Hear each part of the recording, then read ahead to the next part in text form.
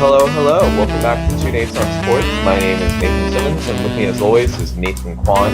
We have a lot to discuss this week, but let's start off with some NFL talk. The Dallas Cowboys had one of the most exciting games of the season against the Oakland Raiders.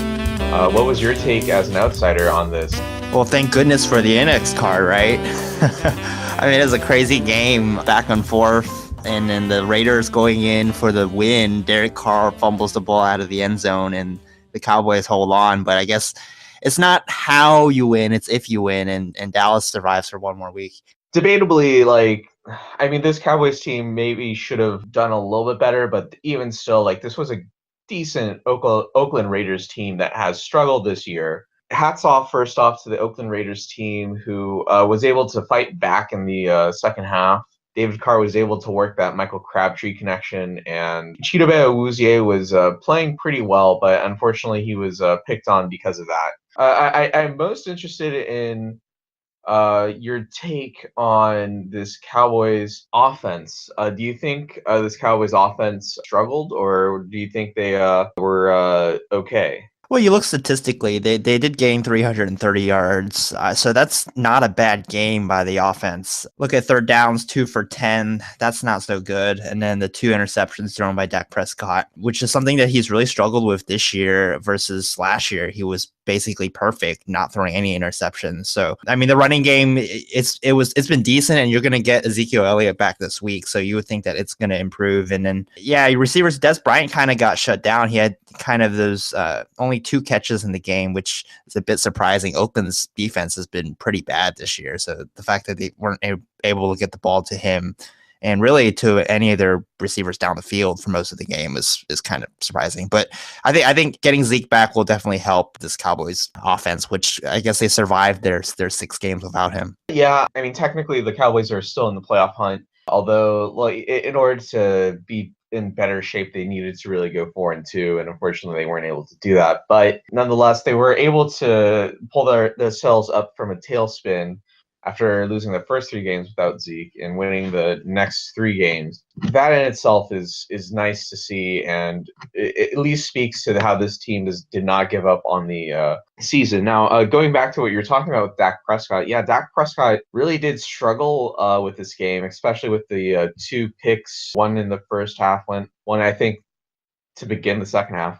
And granted, one of them was tipped into the air and was subsequently caught by the Oakland Raiders. But at the end of the day, again, I think some of it's bad luck, but some of it is also just Dak adjusting to the adjustments this league has done to him. And it's maybe going a little bit slower than some would hope. I mean, part of it is just also that he overthrew his targets. Like on the first interception, when he's trying to pass the ball to Dez, he just completely overthrew that ball. Going back to also what you were talking about with Dez, though, I mean, this wide receiver core hasn't exactly been doing Dak any favors. I mean, it's just, Dez is not the elite receiver that he once was. And, it's unfortunate to say that. And part of it is also because Dez apparently has been playing hurt this entire year. There's been reports that have come out that he's been running on a wounded leg, and it's kind of been obvious that he's lost a step or 2 in his stride. But yeah, I mean, it's going to be interesting to see what they do in the offseason to address the wide receiver core. At least some of those problems are going to be masked this week with Zeke coming back. I want your take kind of on that whole 4th down, going for it, and then they spot the ball, and then they bring the chains out and they measure it. I'm in agreement with Al Michaels on the broadcast. He's saying that modern technology, how are we not having a more precise way of measuring where the football is? We're still really guessing. When there's a sneak and there's a big pile, the official's guessing in his head where the ball is, and then they place it down. And I think the whole chain measuring thing is kind of absurd because, again, it's a pure guess on the official's part of where the ball is. Don't you think that there should be some sort of technology, like a chip in the ball or something that makes the game more precise and modern? I think that would be nice to have. I mean, part of it, the reason I think they keep that is just to keep that element of suspense, kind of in the same way how soccer tries to keep it as old-fashioned as possible, even when it's to its detriment. Because at the end of the day, the people that decide what types of technology get instituted are the people that are in charge, like Goodell and the refs and all that. And it's sort of to their whims as to like what gets passed through and what does not. But yeah, I think the game would definitely benefit from better technology to see, okay, this is where to place the ball. Did it cross the line? Did it not? Et cetera, et cetera. But I mean, at the same time, too, I mean, I give the refs credit for getting it right. I mean, and obviously this is from a biased Cowboys viewpoint. Perspective. And it's that, yeah, the ball definitely crossed the goal line and they just were taking their sweet time and proving it. I kind of, in a weird way, in a sick way, enjoyed it. Now, I think the bigger debate is whether or not that rule should be kept, that if you fumble the ball out of the end zone, it's a touchback for the other team. Do you think that's a fair rule? Yeah, it's really tough. See, I don't really like it, but I don't really know what the solution to that would be either. Would you just put it like at the goal line, at like the half-inch yard line again, or what would be the solution to that?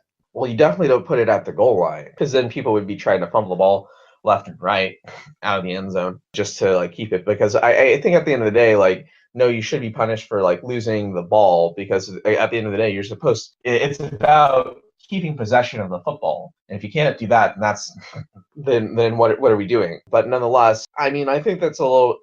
It can be a bit harsh. I mean, like you said, that it's really difficult to think of a solution to that issue because I think it's a little bit too harsh. Yeah, maybe like bring it out to the 20 or something like that. Like you keep the ball, but you get pushed back. I don't know. Yeah, maybe. Well, as far as the Seattle game, you cannot catch the Seahawks coming off a more humiliating loss. They got destroyed last week at home against the LA Rams. I think they're banged up in their defense. Their offensive line has been an issue all year long. I see Russell Wilson bouncing back. I mean, the offensive performance they put up last week, granted, a very good LA Rams defense. Wilson was turning the ball over. I think they bounced back, and I haven't seen enough from this Cowboys defense this year to think that they would be able to stop a pretty decent Seattle offense, especially in the passing game.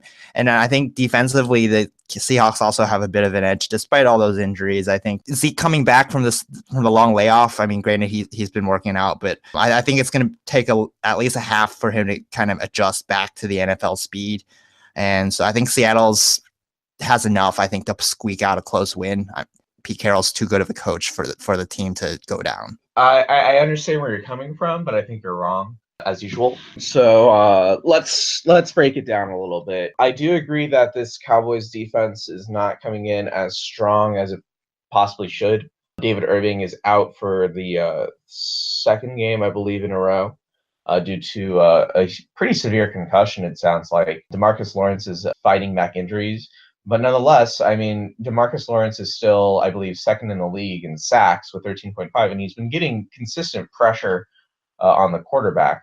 And it probably would be getting more if we had David Irving still. But that nonetheless, DeMarcus Lawrence is one of the elite edge rushers in this league, and I think should be able to give Russell Wilson some trouble at the very least. And then to top it off, I think the secondary, yeah, they struggled a little bit against Oakland, but I mean, this is against Derek Carr, who's still one of the better quarterbacks in the league, as well as also Michael Crabtree, who's still a pretty good wide receiver. I expect the Cowboys secondary to bounce back this week, if not at least maintain a pretty consistent level that they were at last week. And I don't think the wide receivers that Russell Wilson has are necessarily as good as the ones that the Raiders were able to bring out last week.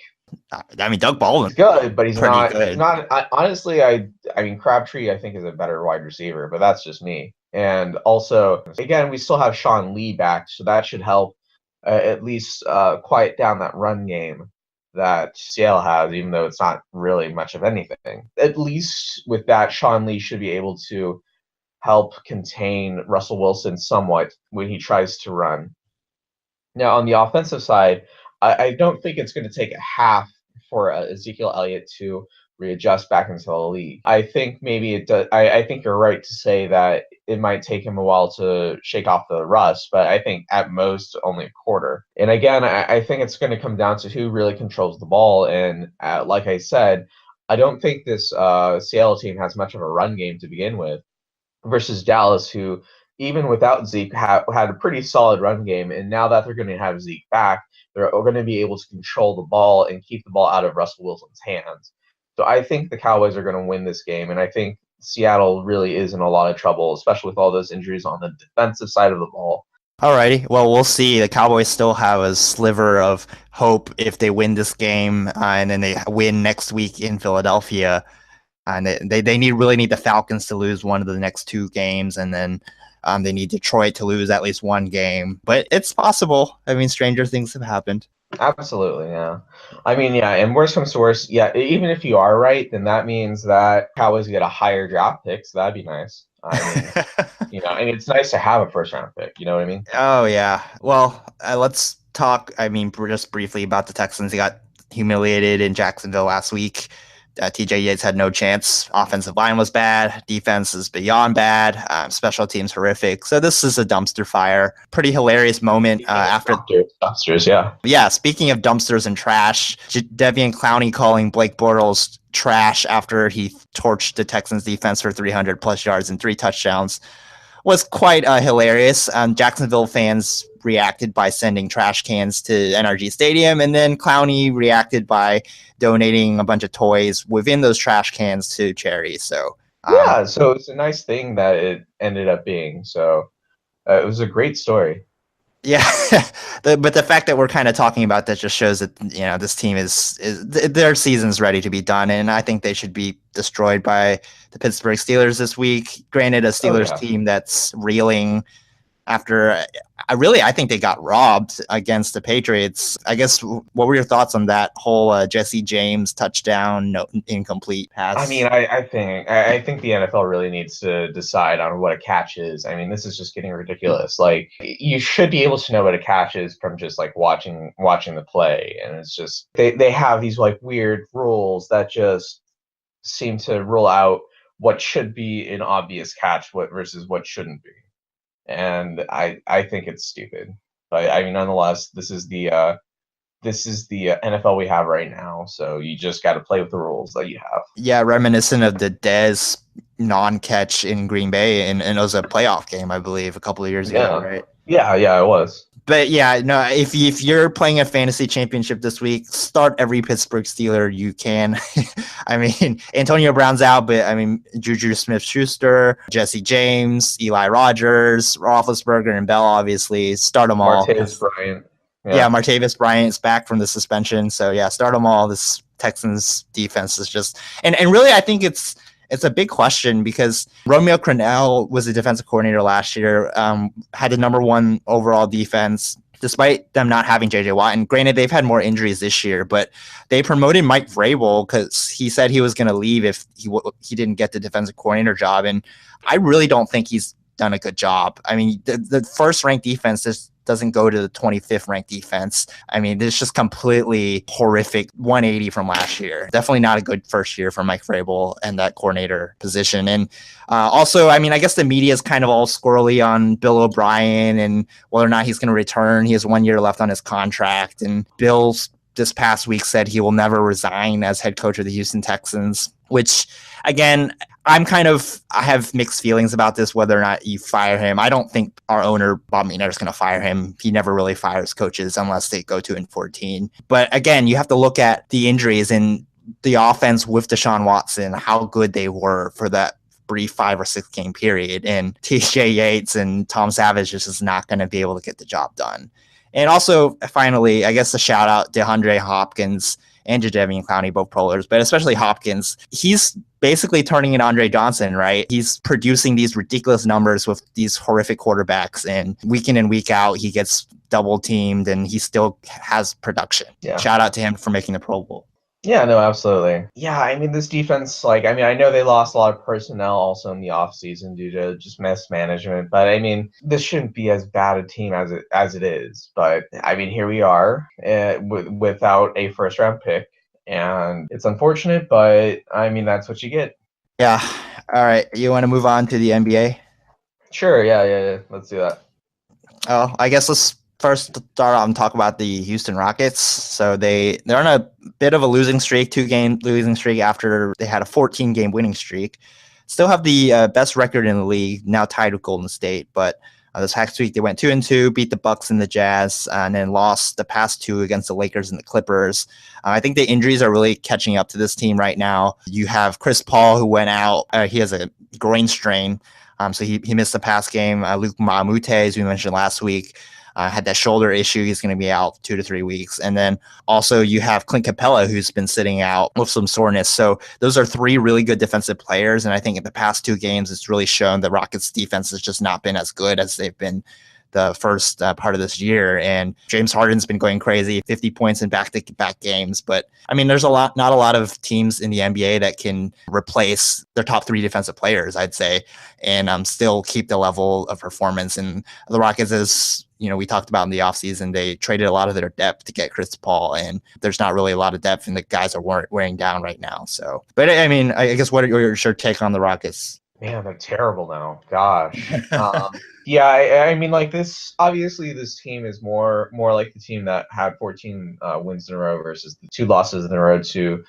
I don't want to say bad LA teams, but yeah, not great LA teams. Let's put it that way. Kyle Kuzma had a great game against the Rockets, and so it's hard to stop someone who puts up 38 points. But I mean, against the LA Clippers, that one's a bit more of a head scratcher. I mean, I know that they're missing a lot of their players and missing a lot of depth. So James Harden can't do it all on his own. But I mean, this is a Clippers team that really isn't going anywhere very soon. The second half of that game was nuts because the Rockets went up, I think, 16 points, and then Lou Williams, former Rocket, and Austin Rivers just went nuts shooting threes. I think the Clippers finished 14 of 23 shooting threes, which is absurd. I mean, that's beyond Golden State level efficiency.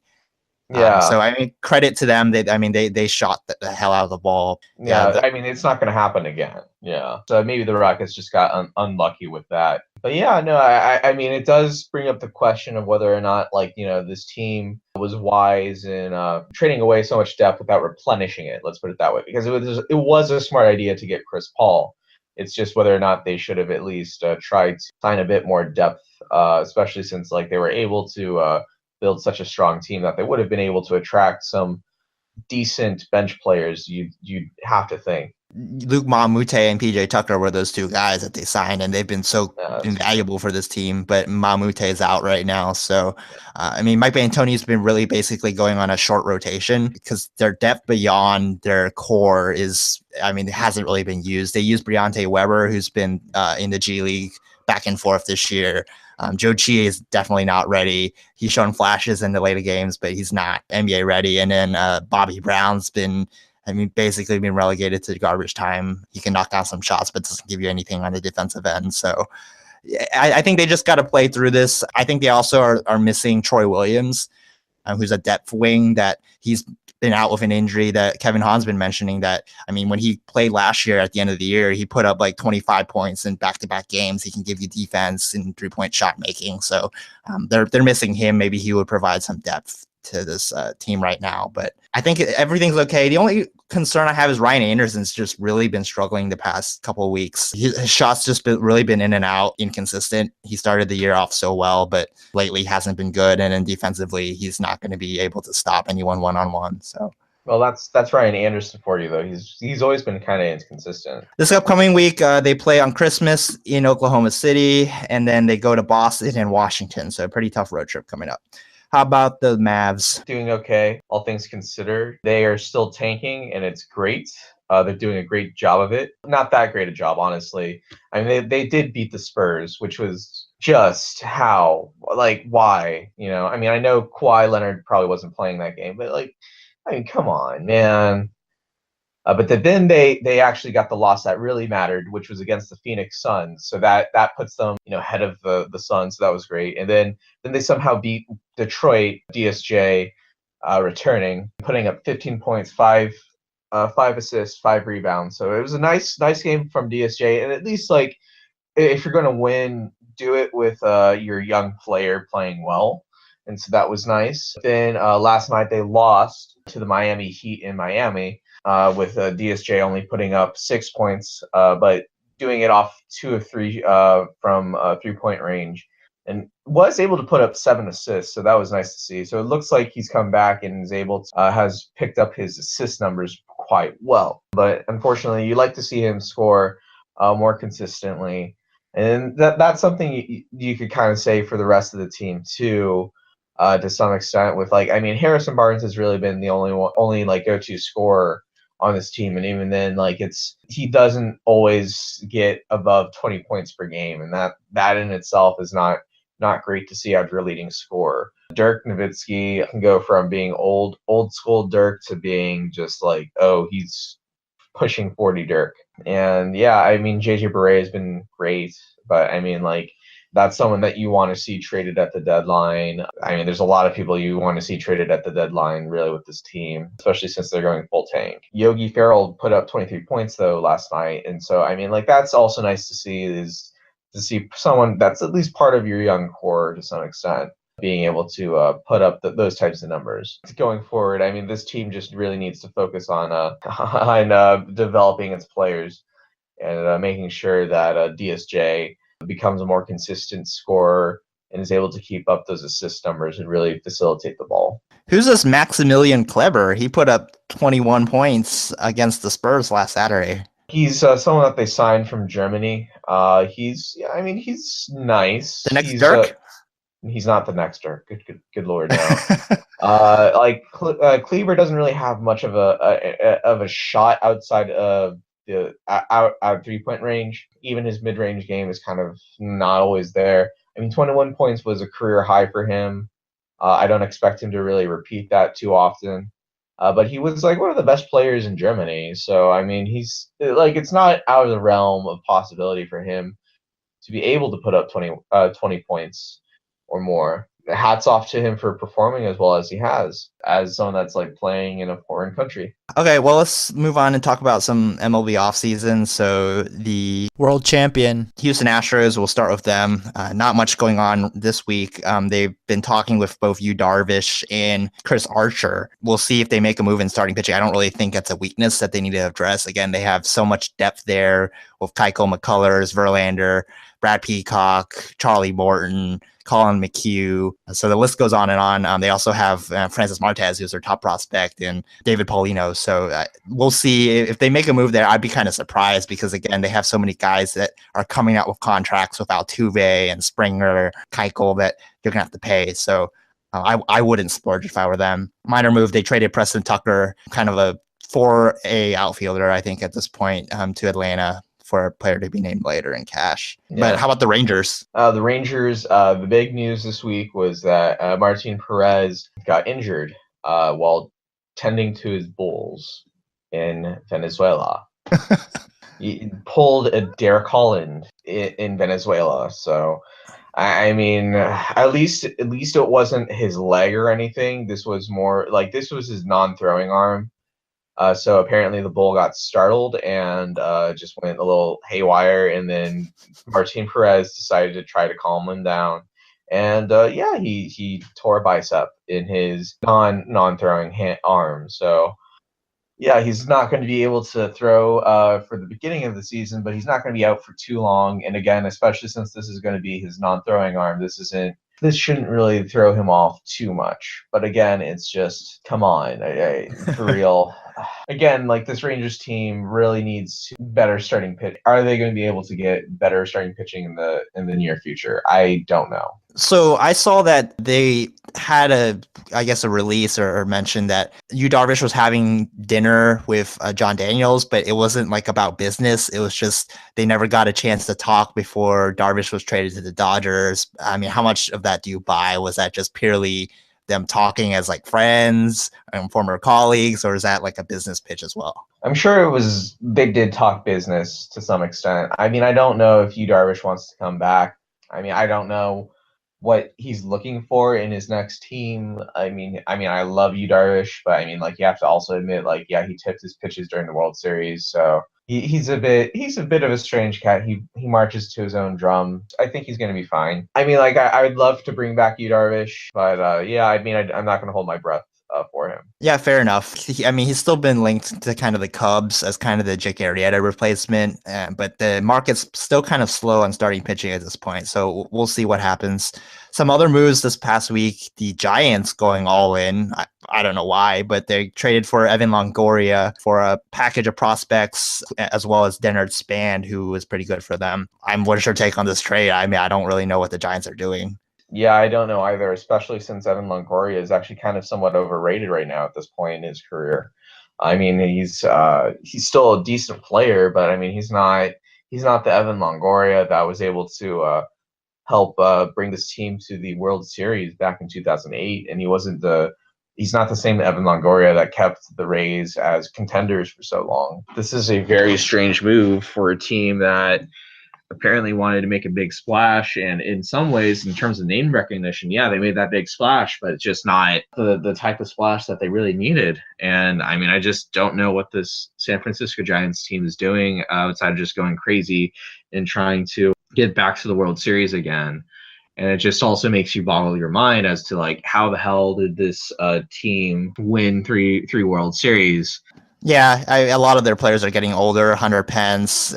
Last year, Baumgartner was hurt for most of the year, and they got Sandoval back. But offensively, they don't really have much in terms of prospects coming up, and then their pitching staff was awful last year. So poor Baltimore. Britton, they tried to move him last year. The trade got kind of nixed because of the health concerns, and then he ruptures his Achilles. But the Orioles, I think, need to rebuild, right?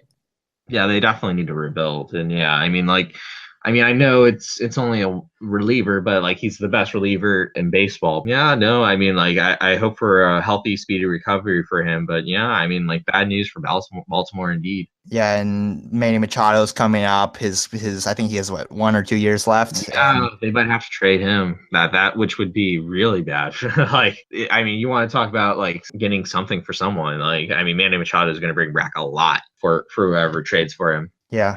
All right. Well, I guess let's move on to some college football. The Texas Bowl in Houston is coming up this Wednesday. You have any thoughts on Texas against Missouri? I mean, all things considered, this Texas team has lost a lot of people to the NFL. I mean, just this week, Michael Dixon declared for the NFL, but he's at least going to be playing in this bowl. I can't say the same for a lot of the players on defense, like Deshaun Elliott or Holton Hill, or even Malik Jefferson, all deciding not to participate in their last college bowl of their career. I mean, their only college bowl of their career. Let's be honest here. I mean, I can't really say I don't blame them, but definitely this team's strength was their defense, and it's not going to be a strength coming in. So, I mean, I don't really have high hopes for this Texas team to pull out a win. You can only hope, really, for them. What about you? Yeah, well, I think Missouri is a purely average football team. Their schedule this year, they started out 1-5. Their first part of the season was against really good teams, and then the second half was against garbage, and then they won 6 in a row. So they've really just been mediocre, beating the teams that they should and losing to the teams that they should. Their quarterback has really good numbers. Drew Lock has 43 touchdowns and 12 interceptions. So you would think, wow, that's pretty scary against a defense that's missing a lot of starters. But again, a lot of that was against poor competition. So I think it's a purely pick'em game. You mentioned all the guys out that have declared for the NFL. They also suspended Tennille Carter, Garrett Gray, and Lil Jordan Humphrey this week for a violation of team rules. So that's not good. But I'll pick Texas. Why not? We haven't seen Tom Herman magic this year. Last time Tom Herman coached in NRG Stadium, they pulled off that upset of Oklahoma. This is a slightly less big upset and less big name program, but I'll pick Texas. Why not? I mean, you're right to say that we haven't seen Tom Herman magic. I'm not going to start trusting him yet. He's got to prove it. And even then, I am just going to go with Missouri just to be on the safe side, honestly. Yeah, Ellinger, come on, have a big game. This is not a good defense. You face much better defenses in the Big 12. You're underrating how bad the offensive coordinator's been. So we'll see. Okay, yeah, we'll see on Wednesday night in Houston. Texas basketball, 3-0 week, actually, since we last talked. Beat Louisiana Tech. Osakowski had 22-7. And Monday night was bad. They really should have lost that game against Tennessee State. Squeaked out a 1-point win. And then last night they won in Alabama by 16. Mo Bamba with a season high 17-11. Matt Coleman 13, and Eric Davis had 3 threes. What's your take on UT basketball as they head into conference play this week. Yeah, I mean, they were really struggling with those first two games. I mean, La Tech, they wasn't as close as that Tennessee State game, but I mean, shoot, that Tennessee State game was way too close for comfort. I mean, I don't know what that team was thinking at the time, but they really turned it around by beating a good Alabama team with like arguably two possible draft picks, one of them being a possible top 10 pick in Colin Sexton by 16 points. I mean, Mo Bamba finally seems to be coming into his own, and then finally Eric Davis seems to be contributing a little bit, at least from that game. And so that gives them at least that signature non-conference win that they've been really needing throughout this entire season. They seemed capable of doing, considering how they performed in that PK tournament, almost pulling off the upset two times once against Duke and once against Gonzaga. This should at least help them, and like I'd like to see them maybe get ranked because of this. I don't think they will, but this should give them some momentum going into conference play. I mean, granted, the first conference game that they have is against Kansas, so I mean, we'll see. But I mean, like this team can play with any team in the country. I think it's just whether or not they believe in themselves and don't play to whatever team's level, up or down. Yeah, I think their 3-point shooting has really been a big key for them this year. I mean, last night they weren't really that efficient shooting them, but they did hit 7 threes, which is more than they hit against Tennessee State for sure. I think their roster is flawed in that their best scorer is Dylan Osaskowski, and granted he can score outside, but his best position is in the block, posting up. Typically when you have a big that can catch the ball and score down low, you want to have guys that can catch and shoot when he kicks out for threes, and there's just not a consistent shooter on this team in the guard position. All their guards really are slashers. Matt Coleman's not a good shooter. Curran Roach is not a good shooter. Jacob Young's not a good shooter. So even Andrew Jones, who they're missing, is not a great shooter. I mean, he's pretty decent, but I think that's really what's going to hold them back. And we'll see, maybe it improves over time, but they've been one of the worst 3-point shooting teams in the country so far this year. And I just don't think you can win in modern basketball by not being able to knock down threes. Yeah, absolutely. I agree. I mean, they were able to get by with the talent that they had and almost beat Duke. I mean, and also almost beat Gonzaga. This team just really needs to, and granted, like it looks like part of the reason that they need that so much is because of Andrew, like that what they have is Andrew Jones, and what they need to do is again make sure that they focus on improving that free throw shooting so that when they do slash and draw a foul, they can actually convert. At least I'm excited to see what this team can do going forward, and yeah, hats off to them for beating a good Alabama team. Let's move on to shoutouts. Yeah, for sure. Well, let's first shout out the Dallas Stars. They pulled off a great win against the Blackhawks, being able to beat that Chicago team 4-0. They've been playing pretty well this week and are still in playoff position at the moment. They just need to stay consistent going forward, and we'll see how this team goes. Also, shout out to Cole Hamels. Great thing he did this week. He donated a $10 million mansion to kids with special needs camp. Great job that he did. Great human being. Nice to see that happen. All right, shout-outs for me. First to Stuart Holden, a former Houston Dynamo, former U.S. men's national team player, for hosting the kick-in for Houston celebrity soccer game this past week at BBVA Compass Stadium. There's a lot of star power that came out. Clint Dempsey, Landon Donovan, Mia Hamm, Steve Nash, Alex Bregman, Jake Paul, YouTube sensation. And so they raised a bunch of money for Hurricane Harvey relief. So shout out for Stuart Holden for organizing that event. Other MLS news, shout out to FC Dallas. They're going to play in the 2018 CONCACAF Champions League. They had to draw this past week, and they're going to play Taro FC from Panama. And the schedule was announced, or at least the openers, with them starting the year at home in Frisco, hosting Real Salt Lake on March 3rd. As far as the Dynamo, they opened the season on the same day, hosting Atlanta FC. To shout out, Albert Feliz named this past week to the 2017 CONCACAF Best 11 team. So he played an integral role for Honduras, making the World Cup playoff this past year, as well as his great play in MLS. So shout out to him. There's only one American on that CONCACAF Best 11 list, and that was Christian Pulisic. I guess that's one of the big reasons U.S. didn't qualify for the World Cup, is they don't have the quality of players outside of Pulisic. Also, shout out, finally, I guess a rest in peace to Dick Enberg. Died this past week at his home at 82 years old. One of the most iconic broadcasters, I'd say, of all time, probably. The only person to ever win an Emmy award as a sportscaster, a writer, and a producer. He called 28 Wimbledons, 10 Super Bowls, 9 no-hitters, and 8 Final Fours. One of my favorite broadcasters watching before he retired. He did NFL and CBS as well as the March Madness. And I always thought he was a guy that he was like an uncle or a grandpa that you'd be watching the game with. And he just showed that enthusiasm and professionalism and very knowledgeable. So one of my most favorite broadcasters to watch. And I was saddened to hear that this past week. Rest in peace to Dick Enberg. For sure. Yeah. Rest in peace, man. All right. So I want you guys to visit our website, TwoNatesOnSports.com. Also like us on Facebook at Two Nates on Sports. Subscribe to our YouTube channel as well as on Apple Podcasts, Stitcher, and Google Play Music, where you'll get a notification as soon as we release our new episodes. You can also send us any comments and suggestions to our inbox at twonatesonsports@gmail.com. Nathan, Merry Christmas and Happy Holidays, and I'll talk to you next week. Talk to you then, man.